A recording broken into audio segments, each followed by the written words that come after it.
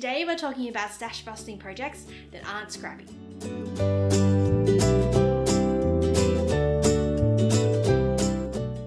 Hi everyone, my name's Katrina Walser from Oliphant and I'm a knitting teacher, designer and tech editor based in Sydney, Australia. If you haven't been here before, a very big welcome to you. I hope you like what you find. I've been on a big stash busting project for the last 12 months where I've been trying to work through as much of my stash as I can before I buy any new yarn.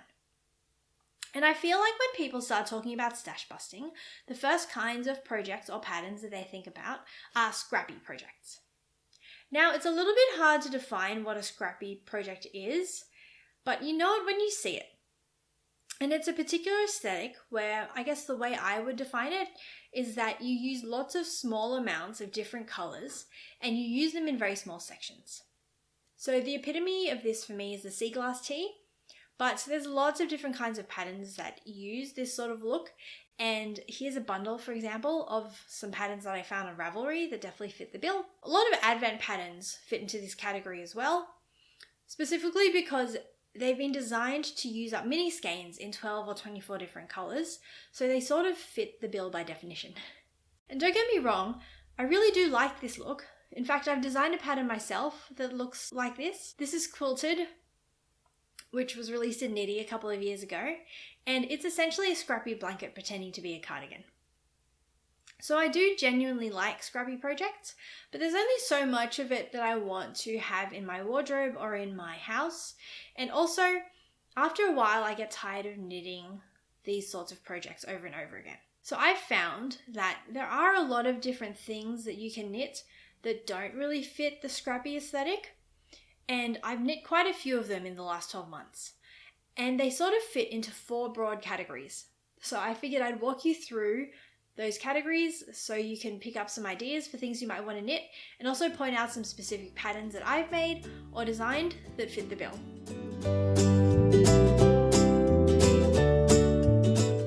Category 1 is small things. Now, this sounds a bit obvious, but you can make smaller items with the bigger leftovers in your stash. So I found that if you are working on something larger that takes up several balls or skeins, like a jumper or a shawl or a blanket, the very last ball will probably have quite a bit of yarn left over, unless you're just playing yarn chicken on purpose.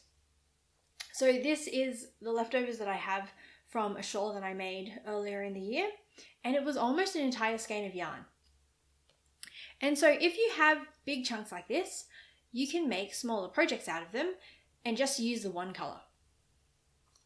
So some obvious examples are beanies and mittens and cowls, but here are some extra ideas for things you can make that are on the smaller side that don't come to mind super often. So a lot of homewares use small amounts of yarn. Dishcloths are one of the big examples, I think, or one of the default ideas that people come up with. But you can also make pot holders or tea towels. I haven't made any of these yet, but I'm thinking of making this pot holder that my friend Ali from Fiberbound has been making a lot. I can't remember what it's called, but I'll put the name of the pattern up here on the screen. You can also make hair accessories. So I feel like this is a trend that's been happening in the last couple of years, but a lot of podcasters I've seen have either been designing or just making things like scrunchies or little hair ties. So the Sophie scarf sort of fits this category, but it's a bit of a longer one. But you can make much shorter hair ties and big scrunchies. I also want to make some for myself because I like wearing at least one knitted thing in all of my outfits, but that's a bit tricky to do sometimes in the summer, so I thought it would be nice to have some scrunchies that I can just wear on days when I'm not wearing any knitwear. If you have small children in your life, you can also make baby or children's garments, because those take up a lot less yarn than an adult size garment would. Or you can make either doll clothes or toys. So my daughter's been very into Barbies, and I've seen a lot of Barbie clothes patterns floating around the internet recently. Don't really know why, but it's something that I've been thinking of looking into because I think that would be a good way of using up small amounts of yarn. Toys also use up quite a bit of yarn, but they use them in different colors, which is very helpful if you're stash busting. So for example, I made this doll, it's not a doll, bear. I made this bear recently. So this is a pattern called a teddy bear in a jumper, and it's very cute, but it helped me use up quite a few scraps. So the brown main color was about 50 grams of 10-ply yarn.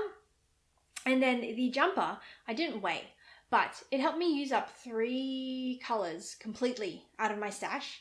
But you could also just knit the whole jumper in one color if you had a bigger chunk of yarn. Now, this is crochet. I may have said knit earlier, but this is crochet, and a lot of toys lean more towards the crochet side, but there are some knitted toys that you can find that are beautiful, and I'll put some links to those down below for ideas if you need some. So the second category of things you can make are projects where you hold yarns together.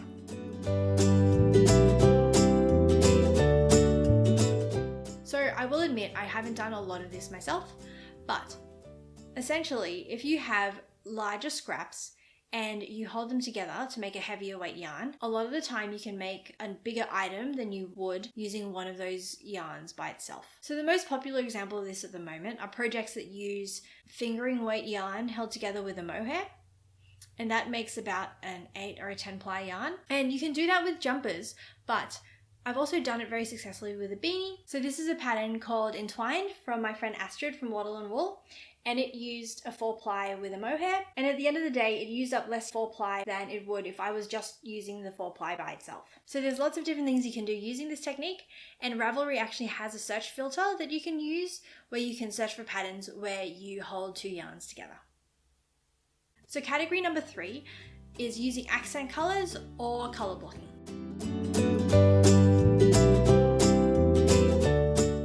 So if you have multiple colors that you do want to use together in a project, one way that you can make the project look less scrappy is if you use those colors in big chunks. So color blocking is when you use several colors in large sections spread throughout the project, and usually they don't repeat. So it's not like stripes, it's just big sections throughout the project.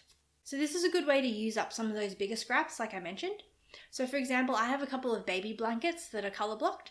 So there's one called Southern Star, and this uses up 5 different skeins of 10-ply yarn. And I also have another pattern called 4-way stop, which uses 4 different skeins of 10-ply yarn. A lot of shawls also use a technique like this. So this is a shawl that I made called the Gracefully shawl from my friend Jessica from Snickerdoodle Knits. And it uses a similar technique where you've got blocks of colour spread throughout the shawl. And this one used up 4 50-gram skeins of 4-ply yarn. So there are a lot of different patterns that you can find that use this sort of idea, and it's a great technique for using up single skeins that you don't really know what to do with. And if you want to try finding them on Ravelry, there is a filter for colours used or colours typically used. So if you scroll around through the filters, you can find it, and you can say how many colours you want to use in your project, and it will filter down to patterns that use that many different colours. Now, one thing I will warn you against if you're trying to avoid a scrappy look is that if you start fading your colours together, so if you make a gradient or a fade, that starts to bleed into more of the scrappy look of things. So again, it's totally a look that I like. I have a big jumper that I used lots of different colours in, and I made a gradient fade out of them. But if it's something you're trying to avoid, then stay away from doing that and just use big chunks of colour.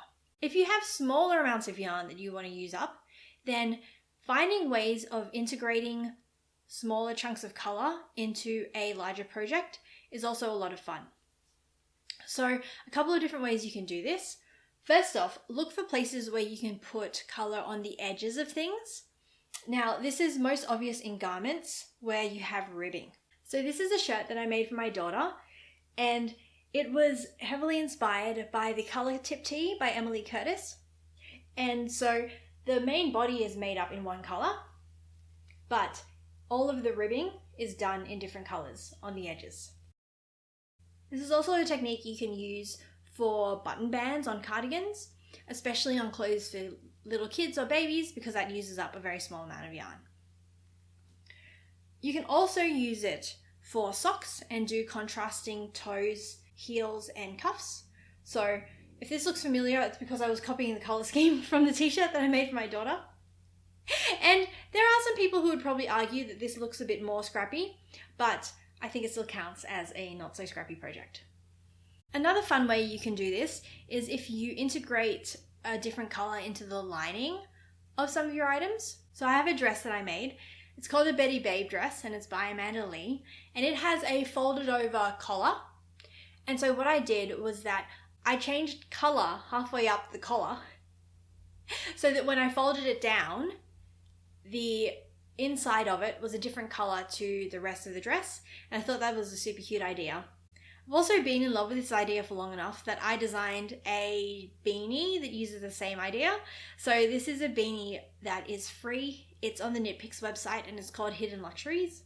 And it has a double brim and the inside of it is a different color to the outside of the rest of the beanie. And the fourth category that I'm including in this is just straight up Colourwork.